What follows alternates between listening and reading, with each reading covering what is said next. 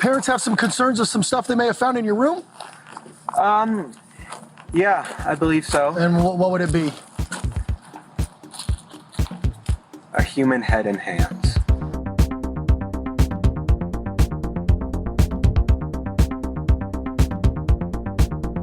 What's up? We've got Natasha, we've got Shram, Desiree, Andalyn, Heidi joining us thus far. Mm-hmm. We have a couple new supporters. Sarah has officially joined as a Taco Supremo. So I figured out what happened. She had joined as a trial. So when she came on that day, we didn't see it. It was because she was on the free trial. But welcome, Sarah, as a new Taco Supremo. And then Rebecca is a new small taco. So congratulations to Thank everyone. you, Sarah and Rebecca. We're going to the Western Slope tonight. Which is? We're going to Heidi State. Heidi, you know this story. You have to know it. Oh, Colorado. Everyone seems to be wanting me to do this story lately, so I'm going to do it. Colorado. We're going to March 1st. It is a Monday afternoon, and it is 2021, 1:48 p.m. A 911 call comes in, and let's go ahead and hear that now. Emergency? Hi, there is an emergency.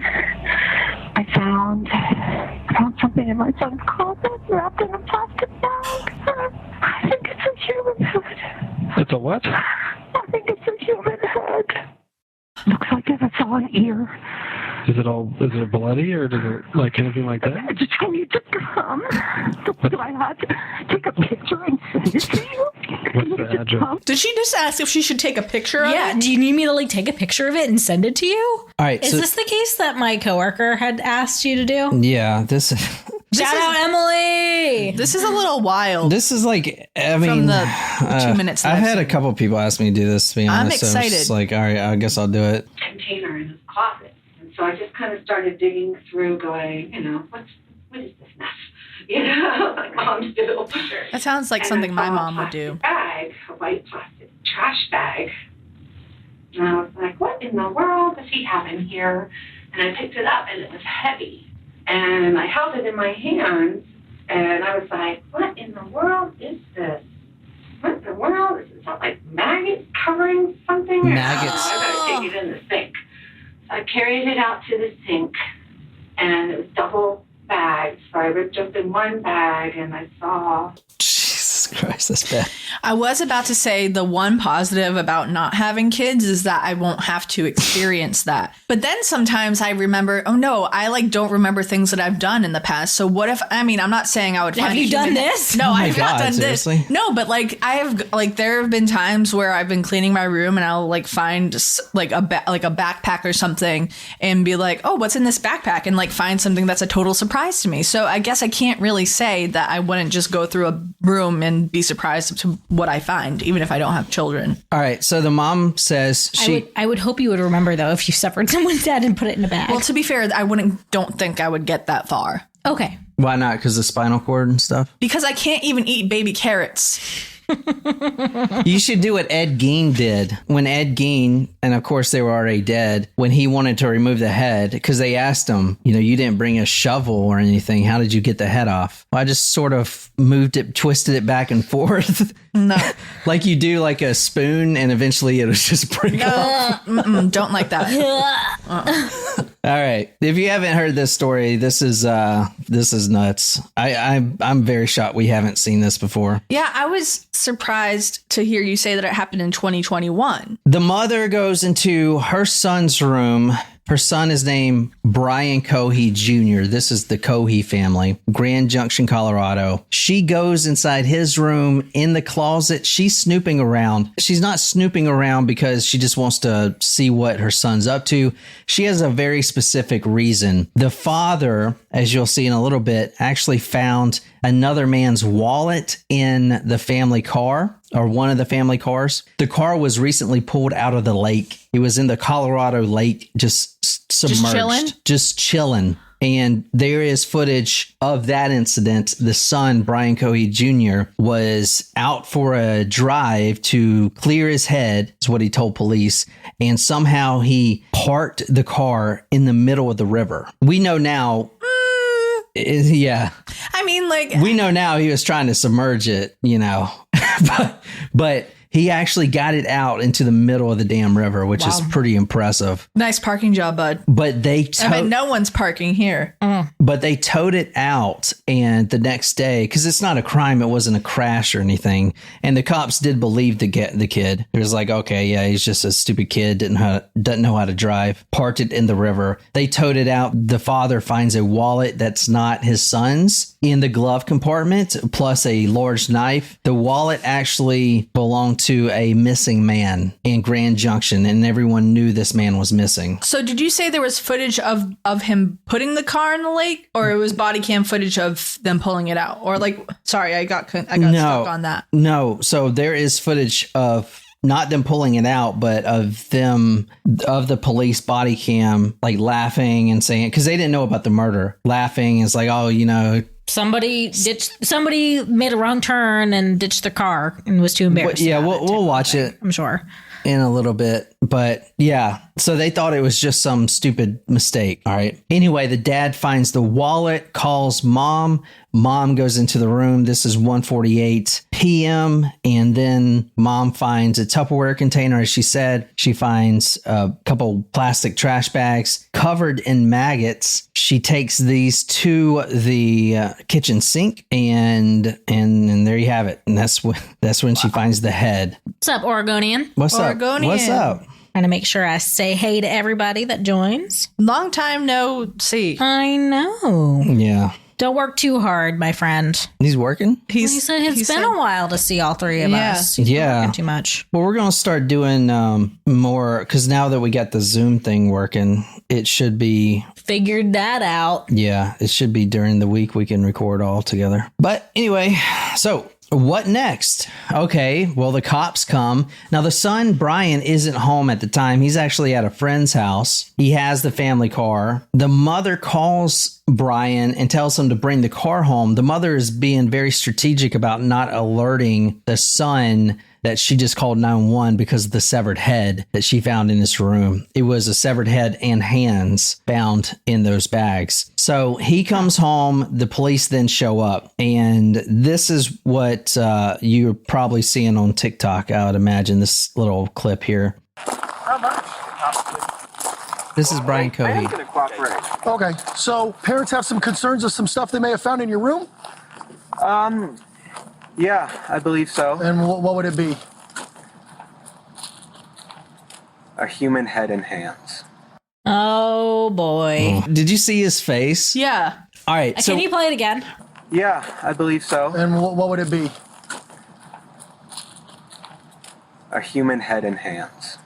We'll get into this, but this guy, there's one killer that this guy would become if Mama hadn't called 911. Is he like a baby Dahmer? No, it's something else. Another guy. A baby Geen? No, not a baby Geen. A baby Holmes? A serial killer that once said, and I quote, as Brian Cohee also said in his interrogation, talking about a female victim, he says, quote, "I wonder what her head would look like on a stick." He says that in the interrogation. Ooh, was that Kemper? Was that Kemper? It was the other guy. No, it was Kemper. Yeah. You got it right. Yeah. Kemper. Good job, quiz. Who were you talking about? I was gonna my next guest was gonna be Otis Toole. Oh. No, we haven't finished that story yet. Oh, will we? Will we ever? I hadn't even done the good episodes on that one yet. I know. I'm waiting. There's I didn't know you guys didn't finish it. There's a whole first cousin episode I'm doing. We only did one, the one with you. That's it. Oh, I thought you guys did another one. No, I don't think so. I've got maybe 7. we did one small episode. No, I did 2. I only did 2. Yeah. Okay. A human head and hands. Jesus Christ. Just very. He debates. Is he gonna tell him the truth or not? Jesus. He questions it. Am I doing this? Like he had to think about it. Are we doing this? Yeah. Let me show you the cop going in and verifying that it's really a head. Yeah, you can go in the same place. Okay. Right there. Nobody's house is empty. Okay. You hear the mom? Yeah. Oh yeah, she's A wailing. bad feeling about what happened this weekend. Okay. She said there's a bag in this closet, and she opened it up, and she called me and said, "Get over here right now."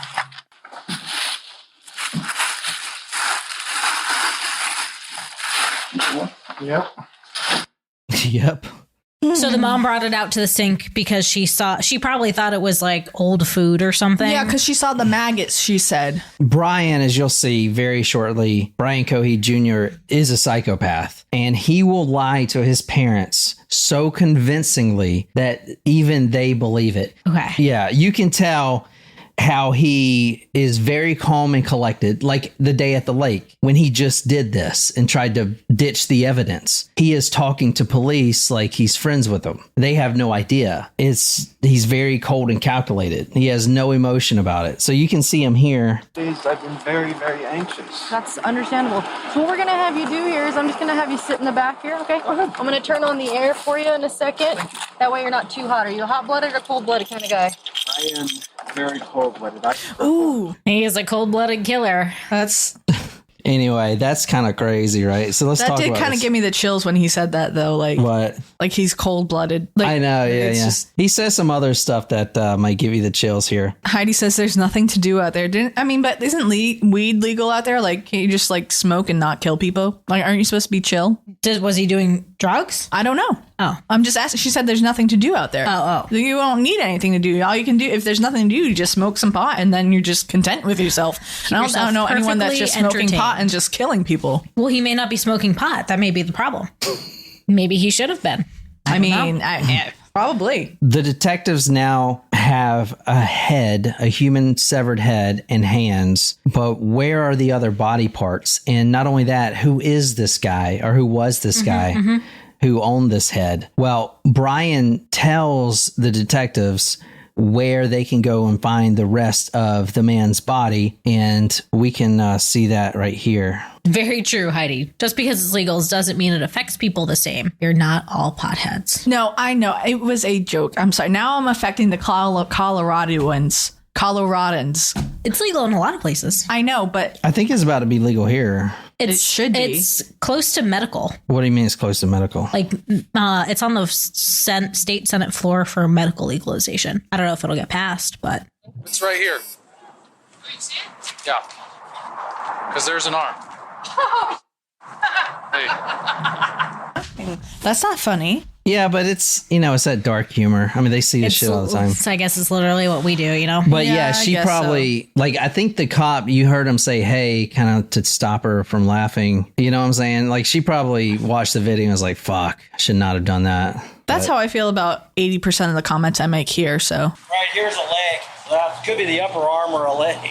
Question. Well, there's three. There, and there. Pieces down there. I mean, if we can get. Is this body cam footage after they had discovered the head and hands? Yeah, he told him. He told them where the rest of it was. Yeah, yeah. Okay, So I wasn't sure if they were like, they found all these parts and then they happened to, I'm sorry. Can we revisit where this? If this is Yeah. under the overpass. yeah, it's right here. So he was just like driving and was just tossing these body parts while he was no, no, driving. no. Or this is after he.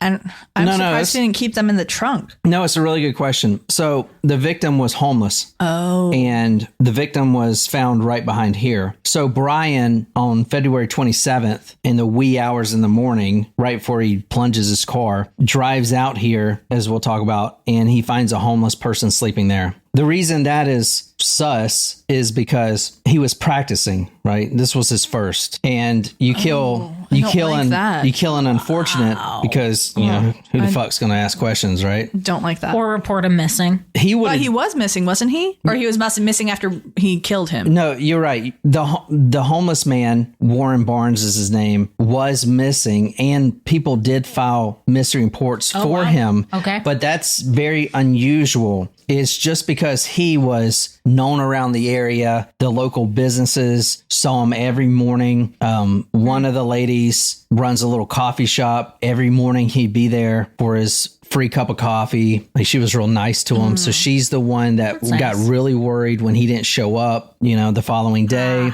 There was another lady who ran, I think, a little bookstore, and he let Warren sit at this little area like every day. So he had There's some nice people. Yeah, in I was this going to say area. that. I mean, like, it's very, very unfortunate results, but it's kind of heartwarming that they cared enough to. And knew he was missing. Yeah. Yeah, if it was anyone else, he could have got away with it. I mean, another person without. Another homeless didn't person. have another, wasn't Yeah. so familiar with others in the community. Exactly. Because if I don't know, do homeless people have like IDs and wallets and stuff? I know that sounds bad. Maybe. But I mean, they might. Depends. Oh, well, they may. I mean, prior to them not having a residence, they probably have some sort of identification on them. So this guy, this is the victim right here. He was homeless, but he did have like a debit card, and the local business owners I was telling you about, they did give him money for beer and stuff like that. Apparently he was like the sweetest guy ever. Oh. And when he didn't show up the next day, literally the next day for his free cup of coffee,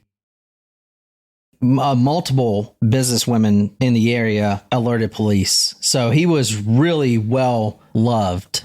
So that's him. But in any other case, like let's say if you go to Oakland and do this to a random unfortunate, right? You mean San Francisco Bay Area? Oh yeah, whatever. You could probably get away with it because who cares? These are or it's such a huge area. It's a large homeless population out there. Well, Heidi's saying that a lot of the homeless population are veterans, so they probably have some like their VA ID. Maybe. Maybe. How old is Brian Jr.? Just out of. At the time he did this, he was 19. Yeah. So he's an adult. He's an adult. He is an adult. Yeah. And he does tell the cops in the interrogation, I'll let you hear. He says something to the effect of, so how long do guys like me go to prison for? Like 20 years, maybe? So I wonder what he means by that, because of the age or because he's a young white male? I don't think he sees it as that serious. Oh. Yeah.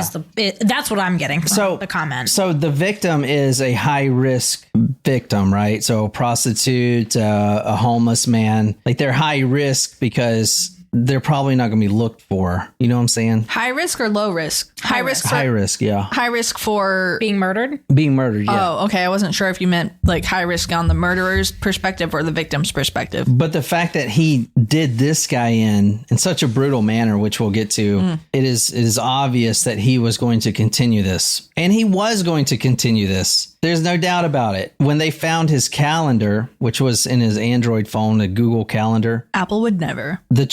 On the 27th, the murder date, it just said one word, first. Oh, I don't like that. I do not like that. So luckily, I mean, that's crazy. There would have been a lot more. I'm telling you. Thank you, Heidi. I was actually just going to ask, is it 18 or 21 to buy weed? It's 21. It's 21, but 18 to buy cigarettes, tobacco. Tobacco. No, I think they changed that to 21. To buy what? Cigarettes? Tobacco. Really? Recently, in the past few years, I think. They need to stop. They need to man, these tobacco companies are suffering, man. Pour them? Yeah, but don't get me started. The fucking on that. vape is the worst. We covered that guy that had a double lung transplant. Yes, the vapes are terrible. Vapes are bad. I wouldn't call it worse. Oh, I thought he said the worst. They're worse than cigarettes. They are. They're terrible. So why are they not? They're worse. I mean, like they have a lot of. I mean, not to say that cigarettes don't, but there are a lot of artificial chemicals that go into that. And it's there's a lot of that in cigarettes. What if you just get your own tobacco and roll it? I was thinking about doing that. I mean, it's still smoke in your lungs. Yeah. It is still very bad for you. You can just get like a plain essential oil vapor stick. Things are not meant to be in your lungs other than air. Mm-hmm. So don't inhale essential oils like that either. Don't smoke that. Oh yeah, no, I didn't mean I said that, but I didn't. PSA. Don't go smoking your peppermint oil. Are you fucking smoking essential oils? I mean, I haven't had a brain scan lately. I don't know how that's affecting me. No, I'm not smoking anything. I don't smoke. Except Drunk Jen used to smoke cigarettes sometimes. I'm glad you don't anymore, Drunk Jen. Yeah, we miss her. Yeah, no shit. It's boring around this bitch. Oh, stop it. I'm just saying. All right. Let me talk about the autopsy right quick. Natasha says too late. I'm trying. Matt, we do miss her, Drunk Jen. Yeah. Well, maybe I'll have maybe she'll reappear if I have a stay over one time. But now it's Sarah says, Shut up, Matt. Don't get her into trouble. No, I can't. I am going to church tonight, so. Tonight is what? not the night. She No, needs I'm to not gonna- repent for her sins, okay? No, it's because it's for tomorrow's Easter, and I think I'm going to go to the vigil because I haven't been to a vigil mass in like years, and I thought it would be nice, and then I don't have to wake up early in the morning, and I can just kind of chill. So that Sounds like a good plan. Yeah, it doesn't start till 8, so I have Plenty time of to get time. home, and yeah, so not going to do anything crazy tonight. The autopsy was done on Warren Barnes, 69. The cause of death is multiple stab wounds. This man was stabbed 26 times in the head. 3 of those stabs In the head. in the head, yeah. In the head. I hope not the face. Yeah, Jen, that's the head, the upper section here. I know the face is on the head. I'm just saying, like, I hope he didn't stab him in the face. Like, if I was to get stabbed in the head, I wouldn't want them to stab me in the face. He was definitely stabbed in the face, and I'm just going to say it now. I was going to get to this, but his eyeballs were also carved out. Oh, no. That is Jen's biggest fear. It is one of my biggest fears. You remember. Of course I do. His eyeballs The were eyeballs freak you out. cored out. The eyeballs and my teeth. Yep. I had a dream where I And lost a fingers. tooth last night. And fingers, yeah. I did see Well, one. I do have my, what did I call it last time? My, I gotta stop interrupting. I'm sorry. He was stabbed in the face. His eyeballs were cored out. And although we don't have the autopsy photos of what he looked like after death, I will say that the medical examiner said of the 8,000 autopsies he's conducted within his career, this extreme of a case was less than 1%. So he may have only covered 2 or 3 or whatever. Yeah, I guess it's 8. 8 would be 1%, right? Yeah. So yeah. Good job, Jen. Thank you. Shit. Sober Jen can do math. I was going to say, meanwhile, John's the one that's taking a math class right now. Also, in the cause of death report, a fractured skull and brain damage caused by either a baseball bat or a rock. So we know it was a piece of concrete there by the bridge. Because Well, it was a baseball bat could be made out of wood or aluminum. It doesn't, not necessarily concrete. I don't think I know of a concrete baseball bat. Thanks, Jen. You're welcome. That cleared it all up for us. I'm trying to be educational now. So, fractured skull and brain damage, but the real cause of death was being stabbed in the face. It was so brutal. And like I said, we don't have the autopsy report, but the jurors had to see the photos as per usual, only through flipping through a folder, like a manila folder. So They're juries, not like on the screen. they put them on the screen these days. They were so graphic that they couldn't put them on the screen. They had to slide them in front of each juror, and they had to go through and look at them. That's bad because nowadays it's all on the screen. Yeah. They didn't want the public to see them. Yeah, exactly. Because, there's People in the snoopers. In the courtroom. Yeah. All right. So I'm going to go over this exactly how it happened to the T. So everything I say is what he says during the interview. So you can see exactly how he is in the interview. And this is pretty crazy. I'm not going to lie. The night of the murder was the February 27th. So 2 days before. It was a full moon outside. He remembers that. He said it was a full moon and he was feeling like killing. He actually takes a Michael Myers mask out of his room and he brings that with him. I mean, he didn't have to try that hard. He almost looks like Michael Myers, but okay. No, I mean, one of the evidence photos is the Michael Myers mask, the white one with the hair. Michael Myers should dress up as him for Halloween. No, not Michael Myers, the comedian. I know. Halloween, we know. Halloween, yeah. Full moon, February 27th. He actually drives around so much looking for a victim. He knew he wanted to kill. He's been wanting to kill since he was 15. So tonight, it was just the right time. He drives around so much so looking for a victim that he actually has to fill his car up with gas to continue looking. What kind of car was it? It's like a Ford Taurus or something. Was it so it wasn't a gas guzzler? I mean, it was Just a car. just a Regular car. Yeah. I'm just wondering, like, for how long he was driving around. He I was. mean, he would have had to have been driving for a while. Yeah, that's a good question. So he was driving about 2 hours around, just looking.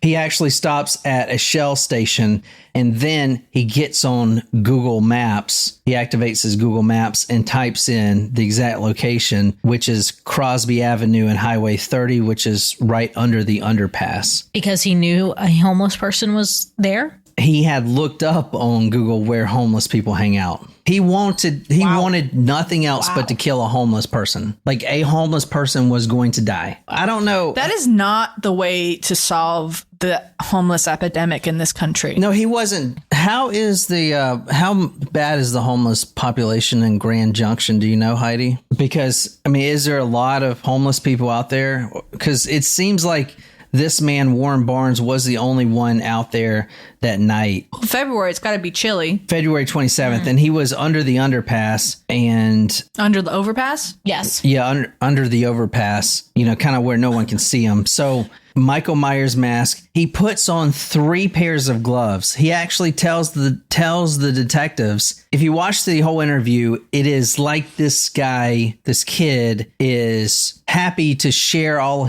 of his knowledge with the detectives, almost like he is teaching them a class. Oh, so you don't want to just use latex gloves because they're thin, they can wear down, and fingerprints can actually show through the latex gloves. So I put on 3 pairs of gloves, stuff like that, right? He even draws out, I don't know if y'all saw in that one video, but he's drawing out on the wall. During the interview, he actually mentions the bystander effect, which is kind of weird. Kitty Genovese. He says people were driving by. It was 11 p.m. and they saw a scuffle going on, but no one approached because of the bystander effect. Same here and here. And it was like he was teaching the detectives what that is. It's kind of weird. His body language is interesting. You said his body language is interesting? Mm-hmm. He's very open, and his body language is also very open. Mm-hmm. Like his he's legs excited to talk about wide, it. Yeah, and he made the decision when the cops first went to his house. Am I going to tell him what it is or what it's not? And so he went in that you could see him thinking, am I going to say what it is or am I not? We can talk about this later, but when he was 17, he actually told one of his psychologists that he was going to, he, quote, wanted to be famous. I don't care what for. He made the decision then and there. He gets caught. He's going to sing like a canary instead of going closed. Now, I said that you did say that he's a psychopath, but is he by chance on the spectrum? Well, it just seems like some of his mannerisms are I can't really describe it. Social. He's a little socially awkward. His cues are a little he's hyper fixated on what he's done. Very excited to share about the thing that he's accomplished. Didn't make a lot of eye contact when the police were talking to him. Like when you could tell that his wheels were spinning when he was talking to the police. And I was going to ask if he saw a psychologist or a therapist, because you said that he's been wanting to kill since he was 15, and he's 19. So he wanted to be famous. Well, but before he said that he wanted to kill since he was 15. So that's something that if it went unchecked is very concerning from a parent's perspective. But if he was seeing someone, if he saw a psychologist regularly, it's kind of even more concerning, because I feel like that's something that a psychologist would have to share, because the level of confidentiality is broken if someone shares that they want to harm someone else or themselves, or if someone is harming them, in those 3 circumstances. And there may be nuances to that, not like don't share, but like if it's something, if it's something that's reportable, like you are a mandated reporter as someone in that type of position. So, well, isn't that only if you threaten to kill someone? No. Well, just real quick, the mother had suspected mental disorders when he turned 15, especially. But even as a child, there was mental disorders suspected. As a child, he would constantly lick his shoes to clean them. Not growing up in the cow pastures like where I grew up. Fuck, I'm just saying. Well, is that something that you do? He No, would I'm not saying- do, he's saying. Yeah. He would not do. Oh. As a child, he would lick his shoes to clean them. He would chew his fingers and toes, so much so that it would require medical attention. He was a happy child and from his mother, quote, a joy to raise until 14 years old. Others, his other classmates and friends that came forward, said that he was somewhat of a bully. He had depression since he was 15. He even says that on the way to his interview after getting caught that he has major depressive disorder.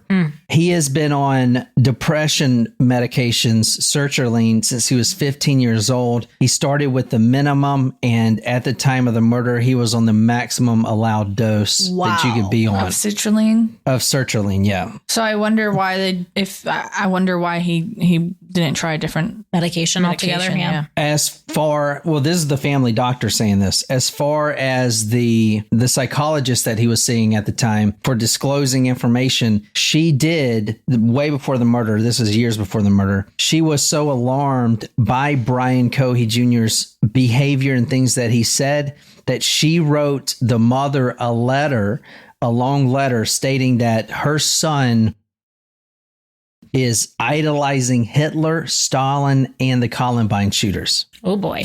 Well, yeah, see, that's what I was talking about, like nuance. If that's something that's shared, like that's... Yeah. So the mom was aware, but if she was concerned about other mental disorders, she may not have been as active in like or trying to find some other type of solution for him. Not like, but you see what I mean? Like Yeah, like her reaction to it, obviously she was distraught by finding the head and hands, but like it wasn't entirely surprised. Yeah, I don't know. It was like surprised, but not surprised at him. Like surprised that she found a human head and hands, but not surprised that she found a human head and hands in her son's room. Like she wasn't angry. That's interesting that you bring that up because multiple friends who testified and acquaintances all said the same thing. I'm kind of not surprised. Yikes. So, but also for the autism spectrum disorder, there's a telltale sign, and you can weigh in on this. I think it is. Well, I'm not an autism expert. I can't weigh in. Do you see how his leg is shaking like that? No. He's tapping. Yeah, he's like a stimulating type of behavior. Well, the detective is mimicking him. That's how he builds rapport. But this guy is with his leg. He is constantly. But that doesn't necessarily mean autism spectrum disorder. That could be an indicator of attention deficit disorder or attention deficit hyperactivity disorder. Sorry. That doesn't necessarily mean autism. Now, if that's his stemming behavior, that could be one thing, but that's not the only thing that really tipped me off to it. So I wouldn't just associate his shaking his leg with autism spectrum disorder. I think that's a dangerous assumption. Very good call, Jen, I think. Yeah. On the night of the murder, he was driving. He filled up his tank. He activates his Google Maps at the Shell gas station, navigates to Crosby Avenue. That's at 11. 4 minutes later, it happens. At 4 minutes. After he fills up. Oh, he puts the he parks. He looks it up and is ready to go. He puts the mask on, parks, gets out, and goes straight to the guy was sleeping. He was in his sleeping bag. I think it was like a burlap sack that he was sleeping in, and it was freezing cold, right? Yeah. But he goes straight up to him and starts killing him. It's kind of like that American Psycho movie with Christian Bale. Never finished it. I fell asleep. Well, anyway, he goes up to a random homeless person, which I can promise you Brian Cohee has seen this movie a million times. In fact, on family night right before the murder, he recommended that the family watch a movie called 1984, which we watched. It was on that Shudder. Was it based on the George Orwell book? No, it was, The Summer of 1984. Oh. It was like a really good movie. It was a good movie. Very like Stranger Things-esque in the 80s. It was the guy. One of the guys from Mad Men was John Hamm. No, the guy, the art guy. I think. I think so. Yeah. It was a good movie, but anyway, it's also a slasher movie. So to recommend that for family movie night. Anyway, Christina Hendricks is in another period. Anyway, at 11:06, we know for a fact that he visits a URL for organic waste service management programs because he wanted to get rid of the body. Obviously, He works in waste management, like the Sopranos. Also, this is really interesting. So his Google phone, his Android phone, obviously he doesn't tell the password. They actually got a Secret Service member who is one of the men who protect the president of the United States to take the phone and use this software that costs like $100,000 or something and backwards decrypt the password. And that's how they broke into his phone to get all this. Well, and that's what happens when you don't have an iPhone. Exactly. And then he says at 11:06, he visits the Organic Waste Service program. So that's when we know that the murder occurred.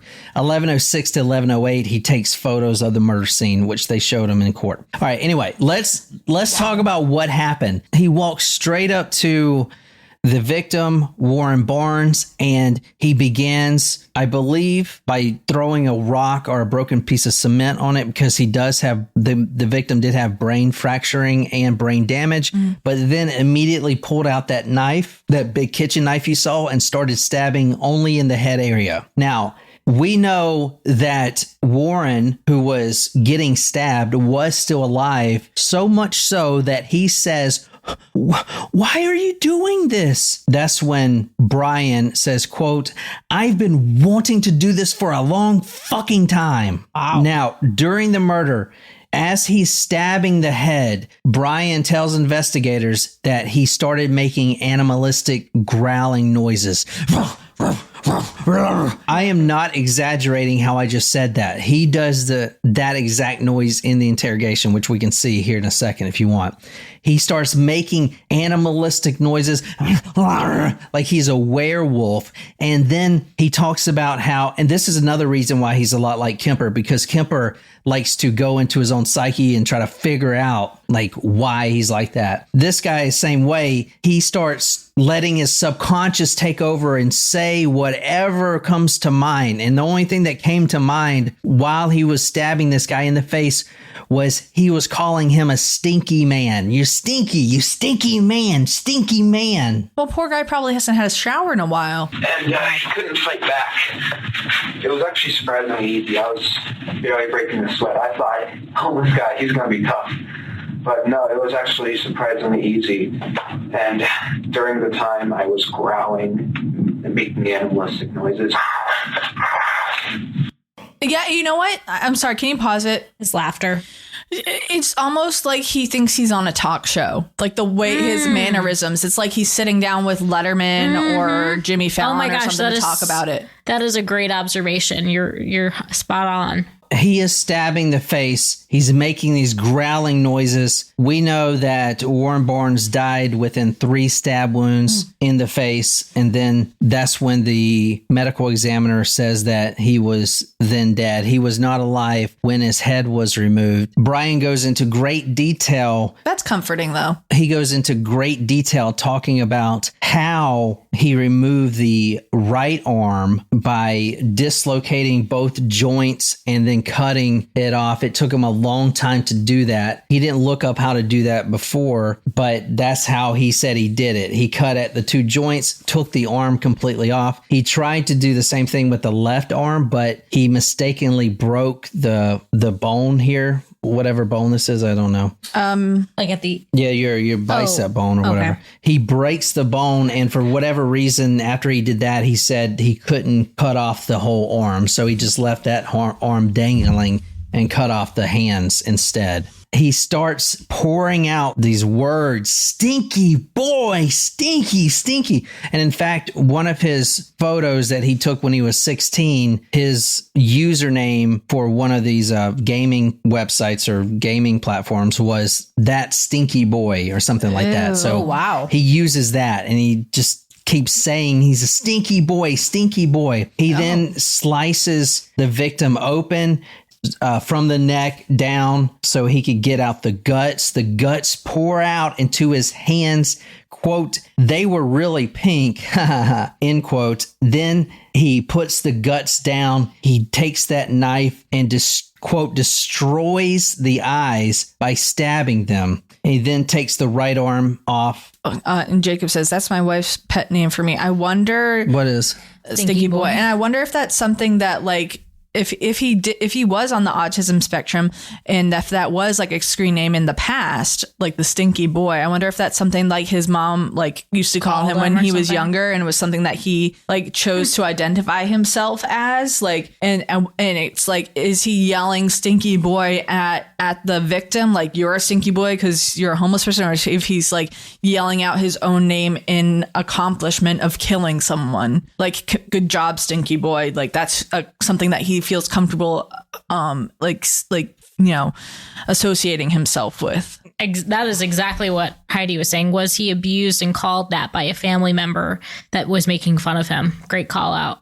Yes, Shrem, this is the Brian Cohee story. You know what's really fucked up about this case? The mother finds the head, right? What I didn't mention, when the mother finds the head, it was the Monday at 1:48 p.m. She then calls 911, and after the 911 call, she calls several parents in the neighborhood, and tells them to quickly hurry up and come get your children from my daycare, which is inside the house, because the mom runs a daycare. So all the family members, all the women came and got their children out of the house with the human head in it. Wow. No, it's not the mom's fault. I'm just saying it's kind of fucked up. That's crazy. There was kids in there because it was a daycare in the house. Wow. I stripped his clothes. I cut open his belly. See his guts. They're really pink. Sorry, that was morbid. He apologizes, which is crazy, right? That's the most morbid part of his story. He takes the head, and also on the ground there was a pizza box. You know how homeless people sometimes sleep on pizza boxes, kind of like a thing. Well, yeah, because cardboard it can soften the blow of the concrete and also can help to generate heat. Yeah, so he takes one of those pizza boxes, like the bottom half of it, and he puts the head on the pizza box. That is so he could put it in the back of his car and it wouldn't get all the stuff all over the car. When the car was found in the water that very night, now I'll show you the video where he's talking to police, kind of joking with them. Yeah, I'm just a dumb teenager. I don't know how to drive. He just did this. They actually asked him what's on the back of the car because there was blood all over it. So what was the timeline of the killing to where the mom finds the head? The mom finds the head on March 1st, so 2 days after. Okay. February 27th is the day of the murder. 27th, 28th is when he kills at 11 p.m. And then a few hours later, he takes that drive. Got it. Okay. And he literally parks the car in the lake. They see the blood on the back of the bumper. He even tells his mother, because the cops are concerned about him. Like, they believe his story. He's a psychopath. So they see this human blood and they tell the mom to call the son because they let the son go because he was in the water and he's cold. That's what I was going to ask. He actually drove into the lake himself and parked it there, or did he push it in there? He drove into the lake and parked it there. That's exactly what he did. So he went home. The cops actually tell the mother to call him and make sure he didn't hurt himself. Because there was blood on the bumper. They thought it was his blood. He then tells his parents, his mother, that what it was he took an effects class last year in high school and there was a fake blood container that bust in the car. The mother believes him. He's lying. So he can lie, man. But what's interesting is that he's not a minor. So they didn't have any responsibility. I mean, unless the car is in the parent's name, but they didn't have to call mom and be like, hey, can you check on your son because he might have hurt himself? Yeah, but they wanted to. He's living at home. But he didn't have any responsibility to. He's not a minor. You know what I mean? You don't have to, right? If he was living at home, I could see that. No, the cops were just being nice. They were just worried about him. Okay. You know what I'm saying? Oh, interesting. Wolfie says he wants to be seen as organized. And if he's organized, he's smart. Heidi says he wants to be special. Yeah, he is special. I'll tell you that. At 11:06 to 11:08 p.m., he takes 5 photos of the murder scene and deletes them. They were so graphic that the jury had to view them in contained folders. March 1st, 12:23 a.m., he searches how to wipe data from an Android phone. At 2:41 a.m., he searches, quote, does a river never wash away evidence. And at 6:16 a.m., he searches, quote, how long does it take for a body to stink? Kind of fucked up. Yikes. Now, going over his family history right quick, I told you that he used to lick his shoes and stuff like that. He had a kill kit that the parents had found previously, and they disassembled it. He reassembled it. He used this, quote, kill kit to torture and kill small animals. He would ask his friends if they liked, quote, crispy meat bites, end quote. You want to take a guess what that is? Squirrel. Rabbit? Crispy meat bites is his own recipe and is basically running either a cat or a dog through a meat grinder and then frying up the pieces. That's crispy meat bites. I don't like that at all. I much would have been more comfortable with squirrel or rabbit or raccoon or like pigeon or possum even. Before the murder, there have been several cats missing and he was the suspect. Many people had thought he had did something to their cats. He had an obsession with serial killers, especially Edmund Kemper, okay, because he said, I wonder what that woman's head would look like on a stick, which is something that he said. And he also looked up a couple other serial killers that he liked a lot that I haven't done yet, and I've only heard of the last one, but James Date Ritchie, Joseph Christopher, and Andrea Yates. Now, we know he licked his shoes, but did he wet his bed? I don't know. I really tried to find that, but I didn't see that yet. He Googled holding people at knife point and, quote, how a deadly neck stab would be, end quote. Also, quote, where do homeless people sleep in the winter? Oh. So he definitely has a premeditated mindset to do this, because that is what we're going to ask. He is on the autism spectrum, and he does have major depressive disorder. In fact, a very high recognized psychiatrist, his name is Dr. Paul Sprague. He is a 3 decades clinical psychologist who has weighed in on many big cases, diagnosed Brian Cohee Jr. with major depressive order with psychotic features, and said that this man was not legally sane during the time of the murder. This psychologist, who has been really respected for 3 decades, said that the increasing stress, unwanted thoughts, lack of medication control, lack of support system, isolation from the pandemic, family conflict, and the guilt of losing the family dog all came together, quote, making the murder of Warren Barnes inevitable, end quote. Well, I have a couple of thoughts on that. Number one, the loss of the family dog. Was he responsible for the loss of the family dog? That's a good question. Did he kill that family dog with his meat bites? I don't think so, but... The other thoughts that I have, medication management, that's something that you don't have to be sane or insane. Like, that's something that is your responsibility. Now, if you have major depressive disorder, you may not feel motivated to take your medication. You may go days without taking your medication. You may not feel like caring for yourself. Now, and especially being in the pandemic, being isolated, it does not help the symptoms of major depressive disorder. And it's interesting that he has the major depressive disorder with psychotic features, because major depressive disorder alone would not necessarily make him want to kill someone. Typically, anyone with major depressive disorder, I would be more concerned about self-harm rather than harming someone else.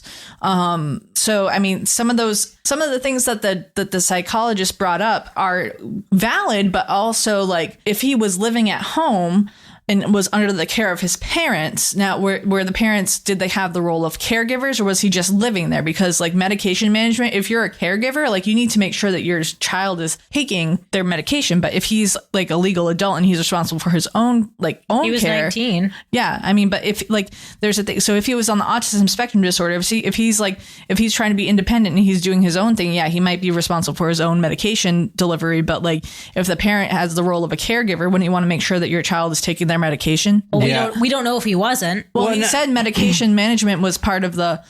I think what they mean by that, changing doses. No. Yeah, well, he was changing doses over the course of a few years. Remember that he said that he was on the lowest dose of sertraline and then he went up to the highest dosage. But if that medication isn't working, then you got to try something else. I think that's what he's talking about. This was not taking medication. No, he was. It was changing so rapidly, and he was already maxed out. Okay, on so sertraline. see, that's something that I think. And more doesn't make it better. No, you're right. Yeah. So like, but when I don't take my sertraline, I'm a dick. You are. I mean, however, you once tried a higher dosage and it made you feel worse. Mm-hmm. Yeah. Do you remember that? Because I do. And you had to tell your doctor. What the fuck is that supposed to mean? I'm saying you had to say to the doctor. It's because you just said more doesn't mean better. More doesn't mean doesn't make it she's better. agreeing with you.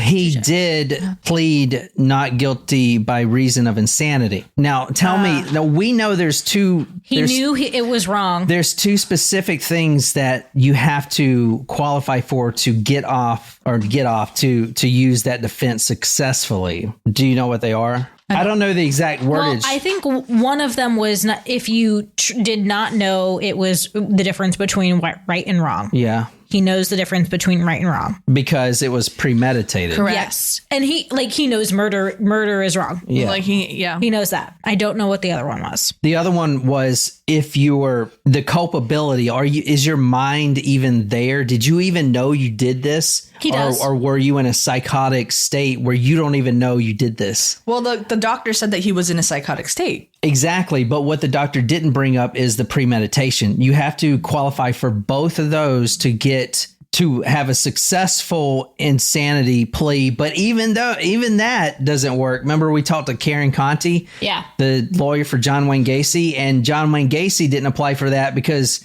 he said if Jeffrey Dahmer couldn't get away with insanity neither could I. How could effing anybody? I mean, that guy was out of his gourd. Mm-hmm. You know what I'm saying? Mm-hmm. So the premeditation really gets him, and he's singing like a bird, right? Yeah. And he's obviously the whole gloves, like he did his research. He had a kill kit. He harmed animals growing up. Like this is a pattern of behavior. And he told the detectives, he is telling the detectives, like he's teaching them, oh no, you don't want to just wear one pair of latex gloves. You got to put 3 on.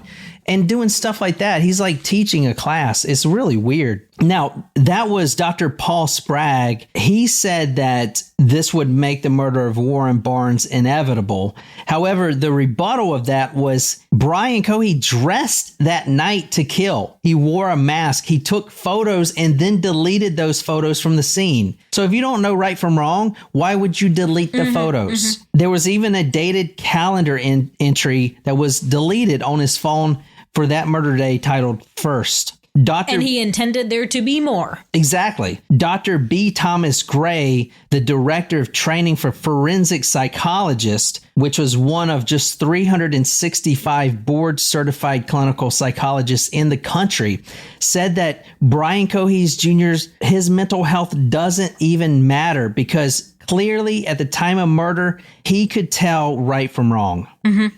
Can I ask, and I don't know if you found this in your research or even looked this up, but and it doesn't necessarily matter, but I'm curious as to what his highest level of education was. Was he a student currently? What did he graduate from high school? He graduated from high school. He was asked that. He said he graduated from elementary, then junior high, then high school. And at the time, being 19, he was working at Safeway. It's like a grocery Gas store. Station, yeah. Oh, yeah. So that's where he was working. He's a very smart dude. He's definitely autistic. There's no doubt about that. But he knew right from wrong. I will say there was some family struggles. I don't think the daycare was doing that well, and the father was just recently unemployed. So there was some family, stuff going on for sure. Because changes in family, not defending his actions by any means, but changes in family can also be a stressful situation for someone to get over, whether or not you're on the autism spectrum disorder. He says about that cat on Halloween. Autism spectrum. I shepherded and herded the cat into the sleeping bag and beat it and strangled it and broke and snapped its neck. So it's heavy. I then decapitated the cat, hid the body in a shoebox, hid the head in a wine cork box, and then I disposed both in the trash and got away with it. So he has a history of like it's almost cat-like when you think about it, like the way that cats use litter boxes and hide their food, hide their waste, or like if they take prey and they like bury it. Or is that dogs? No, I mean they hide it too. You know, like you take something you're proud of and then you go hide it somewhere. I sure hope he is in prison without parole for life. Is that what you think? No, it's not what I think, but it's what I hope. Well, he is life in prison without parole. He thought he was only getting 20 years. Well, Jacob, that's a good question. What made the mom search his room? Or the murder night, he goes and tries to submerge the car in the Colorado River. Once the car is returned to the family, the father searches the glove box and finds Warren Barnes's wallet in the glove box. And everyone in that town already knew this man was missing. So not only is his wallet in the glove box of Brian's car, but also a large knife. Now, did he try to explain? No, never mind, because he wasn't trying to hide it. So that I don't even know why I started to ask that question. Like, I wonder if he had,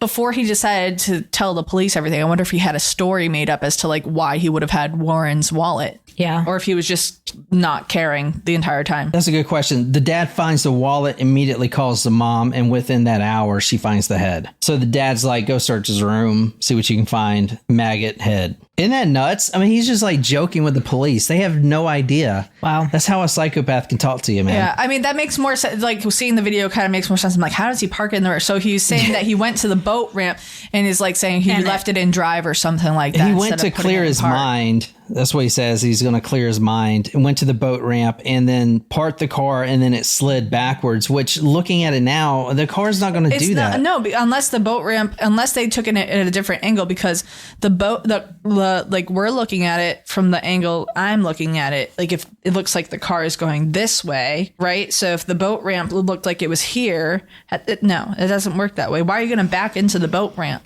But yeah, he got life in prison without parole. And this is very recent. This just happened. This is why it's kind of all out in the news right now. But that's all I could find on it. So I did see it went back and forth between different psychiatrists. Like Dr. Laura Serengo Amerigo, who works NGRI cases, which is not guilty by reason of insanity, interviewed Cohee, and she got a lot of flack for this because she's young. She just got her license, and this is like one of her first ones.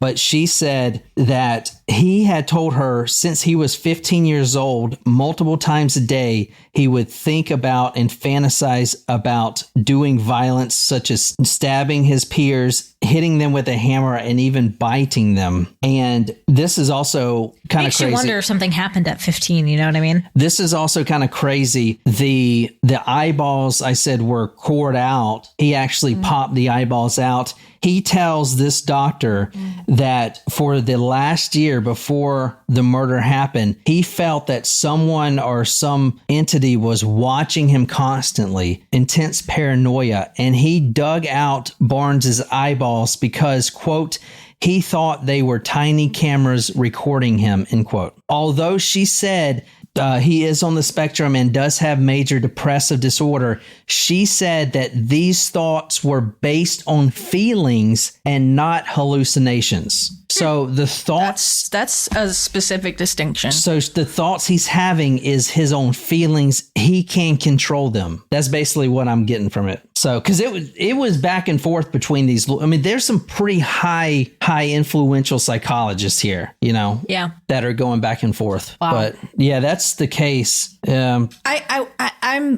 like, I could talk about this case for another 45 minutes probably. I know we won't, but I'm just saying it's just very fascinating to me. And I wonder what was in the kill kit that the parents disassembled and then he reassembled. Number one. I don't know. Number two, like if you know that your child has a kill kit and your therapist, like, I feel like crumbly vibes, huh? Crumbly vibes. I don't think it was the parents. So no, not crumbly vibes at all. I'm just saying, like, if you are a therapist, and I know that, and that kind of goes back to the question that I asked before, like, what is the level of care that the parents were providing? Because he's an adult, so you technically you don't have to report what someone says to you in a session. Excuse me, to a parent if you're over the age of consent. However, if they're providing a level of care, like I would want to know if my child was having consistent thoughts of murder or paranoia. Like that's something that he may not have disclosed that though to his therapist. No, he has. He did. Since he was 15. Since he was 15. All of this was before he was 18. So the psychologist that he was seeing. He did fail to report. No, not that psychiatrist. No, but there are other psychiatrists. I don't think it. I think you can only report it if someone says, I'm going to either harm someone or myself. It has to be specific. Yeah. I mean, a lot of kids idolize the Columbine shooters for some reason. No, see, that's something that I mean, like if it's some, I don't know. I'm just telling you what I read. So I don't know. So it's a very fine line with confidentiality. Like if someone's talking about idolizing the Columbine shooter, for example, and this hasn't happened to me personally in my sessions with students. Now, granted, I'm not a psychologist. I'm a school counselor. But the rules of confidentiality are pretty much the same. But if I was with a student and the student brought up, I'm idolizing the Columbine shooter, that's a very take back statement. So you don't want to necessarily react majorly to that, but you want to find out more. Like, what about it do you idolize about this? Like, what is it that you are fascinated about? For example, it would be one conversation if they were like, well, I'm interested in the history of mass shootings and how to prevent mass shootings and what can we do better to protect the people, versus I'm interested in finding out what they did wrong. How can I kill people? How can I this, and that? Like, what are their plans? What are their thought processes? Why did they do this? Why did they do that? But there's two different avenues. So if myself as a counselor, if it were something where it was, okay, I want to learn about how can we better protect our schools and what can we do to prevent mass shootings. Mass shootings have become very popular in the United States. That's one thing. That's not something I would necessarily report to parents, because it's not as alarming as to say I idolize the Columbine shooters and their plans and how they built these bombs, and the bombs didn't go out. I mean, you talk about Columbine. That's something that I might call a parent about and be like, hey, just an FYI, I talked with Sally today. She's talking about idolizing the Columbine shooters. I don't want to alarm you, but maybe if you want to talk about that a little bit more and see what she's thinking about, type of thing. You see what I mean? Because those are signs of being a danger to someone else versus not. Yeah. Do you see what I'm saying? Like I talk to kids all the time. They're like, oh yeah, I want to be and it's become more popular. I want to be a forensic psychologist, or I want to be a medical examiner because I would like true crime because these documentaries on Netflix. And now, granted, I don't tell them about this podcast. I'm like, oh, true crime. That's so cool. That's awesome. What about a kid that's like, I want to be an American soldier so I can go kill people? I would explore that comment a little bit more, because let me just be honest. If you're a kid listening to this and you have these feelings, dude, join the fucking military, like the Marines or something, as infantry, and you can go fucking explore all this shit yourself. They'll send you over there and you can kill people legally. I'm just saying, it's better than doing it here, right? I mean, you kill bad guys. I'm not trying to be funny. That's just because I was in the infantry, and literally half of those guys are psychopaths. You know what I'm saying? Well, yeah, I see what you're saying. But if someone said, I want to join the military because I want to wield a gun and kill people, yes, I would explore that conversation more. But that's the reason why half of them want to join anyway. Heidi has a fun fact if you're okay with me reading it. Fun fact, Kemper called the police to come and arrest him from a payphone in Pueblo, Colorado, and that is where I currently live. Fun. That is crazy. I did not know that. I mean, I think I covered that. Maybe I kind of remember that. I remember the payphone call. I do too. Yeah. Another payphone call I remember. The weepy voice killer? Yeah. Mm-hmm. I did something bad. Thanks for being here, everyone. Thanks for being here. We'll be here tomorrow for headlines. Until next time, good night, you lovely, lovely people.